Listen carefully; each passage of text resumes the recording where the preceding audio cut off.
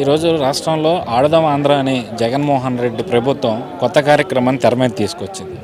మరోపక్క చూస్తేనేమో వచ్చే ఎన్నికల్లో చంద్రబాబు నాయుడు ఓటమి ఖాయం, భయపడతా ఉన్నాడు చంద్రబాబు నాయుడు. ఆ పార్టీలో నించోడానికి 175 స్థానాల్లో కూడా క్యాండిడేట్లు లేని పరిస్థితి అంటూ కూడా రోజా లాంటి వాళ్ళు విమర్శలు చేస్తున్న పరిస్థితి.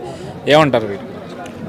ఆడదాం ఆంధ్ర అనేది వాళ్ళ కొత్తగా పెట్టింది ఏం కాదండి. ఇది గతంలో చంద్రబాబు నాయుడు గారు మన సంక్రాంతికి ఎప్పుడు కూడా మన ఆంధ్రప్రదేశ్లో పెద్ద పండగ ఏదంటే ప్రజలందరికీ కూడా సంక్రాంతిని అది జాతీయ స్థాయిలో కూడా తీసుకొచ్చిన ఏకైక నాయకుడు నారా చంద్రబాబు నాయుడు గారు.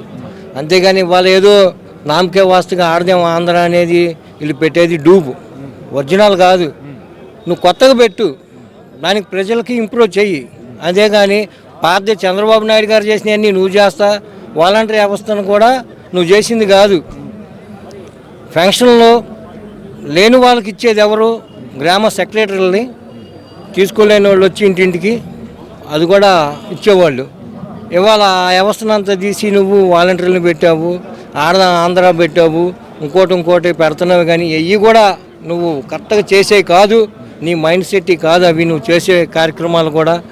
ఎందుకంటే నెక్స్ట్ చంద్రబాబు నాయుడు గారు 2024లో జెండా ఎగరేసి ఆంధ్రాలో గెలిచి చూపించే సత్తా కల్లా దమ్ము ఉంది.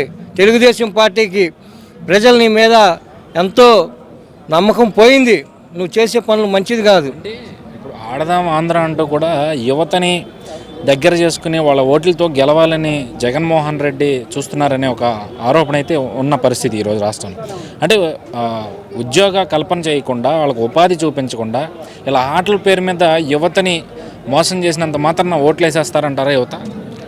యువత ఓట్లు వేస్తాం అనేది కష్టం అండి. ఎయిరు జనాల్ని డివైడ్ చేస్తాం కోసమే ఈ ఆడదాం ఆంధ్ర కార్యక్రమం కానీ ఇవి కానీ. లోకేష్ గారు ఎక్కడైనా మీటింగ్ పెట్టాడు అనుకోండి, ఆ మీటింగ్కి వెళ్ళకుండా చేస్తే మనకేదో గొప్పతనం వస్తుంది అనే ఈ మైండ్ సెట్, మైండ్ సెట్టే కానీ ప్లస్ మైండ్ సెట్ కాదు అది. ఆడదాం ఆంధ్ర పెడుతున్నావు, దానికన్నా నువ్వు వాళ్ళకి ఉద్యోగం చూపించు, బతుకుదేరు ఎలా చేయాలనేది నేర్పు, కంపెనీలు తీసుకురా మన రాష్ట్రానికి, వాళ్ళకు ఉపయోగపడుద్ది. నువ్వు ఆడదాం ఆంధ్ర చేస్తున్నావు, దానివల్ల ఏంటి ఉపయోగం? ఏదో కప్పు ఇస్తావు, పంపిస్తావు ఇంటికి, దానివల్ల వాళ్ళకి భవిష్యత్తు గడిచిద్దా? గడవదు.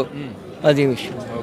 సో మరి వచ్చే ఎన్నికల్లో పోటీ చేయడానికి 175 స్థానాల్లో కూడా క్యాండిడేట్లు లేని పరిస్థితి తెలుగుదేశం పార్టీది అని చెప్పి రోజా విమర్శలు చేయడం అనేదాన్ని ఎట్లా చూస్తారు?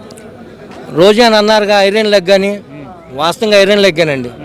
మా పార్టీలో ఉన్నప్పుడు కూడా ఆమె ఐరన్ లెగ్గే కాబట్టి మా తెలుగుదేశం పార్టీ అప్పుడులో గెలవల. ఏదో స్టేజీ మీద సొల్లు మాటలు చెబుతాం కానీ రోజా గారు కరెక్ట్ మాటలు కాదు. అది ఏదో చూస్తున్నారు ప్రజలు, మేము కూడా చెబుతున్నాము ఎదురు సమాధానం అనే ఒక కాన్సెప్టే. కానీ ఆ రోజాకి ధైర్యం చాలక భయపడిపోతున్నారు అనమాట. 170 కాదు, 170 స్థానాల్లో మాకు పోటీ చేసే వాళ్ళు ఉన్నారు, ఇంకా ఎక్కువే ఉన్నారు. సీట్ల కోసం ఎదురు చూస్తున్నారు, ఎవరిస్తారో చంద్రబాబు నాయుడు గారు అని. ఇప్పటికే మీరు ప్రజలు కూడా చూస్తున్నారు ఎంత మార్పు వచ్చింది ప్రజల్లో, ఉద్యోగస్తుల్లో మార్పు వచ్చింది. వ్యవస్థ పిల్లలు కూడా ఇవాళ ఇసుకించిపోయి జగన్ పోవాలనే కోరుకుంటున్నారండి. అంటే ఈరోజు జగన్మోహన్ రెడ్డి ప్రభుత్వం 150 స్థానాల్లో భారీ మెజార్టీతో గెలిచిన ప్రభుత్వం, మళ్ళీ 175కి 175 మేమే గెలుస్తామని చెప్పుకుంటున్న ప్రభుత్వం. కానీ చివరిగా రామ్ గోపాల్ వర్మ అనే ఒక డైరెక్టర్ తీసే సినిమా వ్యూహం ఏదైతే ఉందో దాని మీద ఆధారపడినట్టుగైతే ఇప్పుడు చాలా స్పష్టంగా కనిపిస్తూ ఉంది. ఆ సినిమా ఫంక్షన్కి వైసీపీ మంత్రులందరూ కూడా వెళ్ళి దాన్ని ప్రమోట్ చేసే పరిస్థితి మనం చూస్తాం. ఏమంటారు దీనికి? ఆ సినిమా పోయింది ముందుగానే, బయటికి రిలీజ్ కూడా అవసరం లేదండి. ఆ యోగంలో పోయింది, యోగాంతంలోకి. అంటే ఆ యోగాంతంలోకి పోయింది, అది ఉండదు. యానిచ్చి ఉండిద్ది. వాడికి ధైర్యం చాలకి ఇవాళ డీజీపీ ఆఫీస్ దగ్గరికి వచ్చి కంప్లైంట్ ఇస్తాము. భయపడ్డాడు రామ్ గోపాల్ వర్మ కూడా, భయపడి ఏదో చెప్తున్నాడు చేస్తున్నాడు.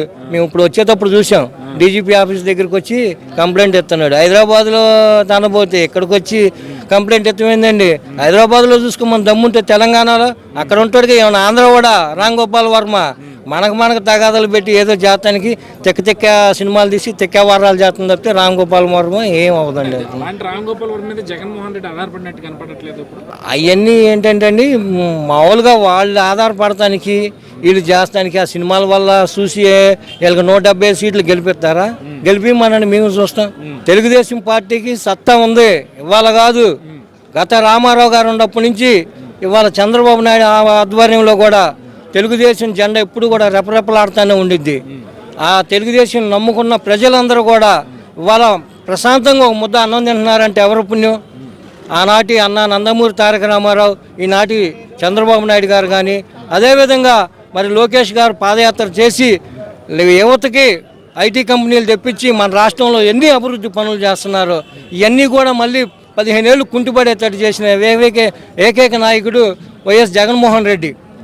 ఆయన తొత్తులు అందరూ కూడా ఎవరికి దమ్ము ధైర్యం లేక మేమే గెలుస్తాము 170 స్థానాలు అనేది చెప్పుకుంటామే, కానీ వాళ్ళ వల్ల కాదు.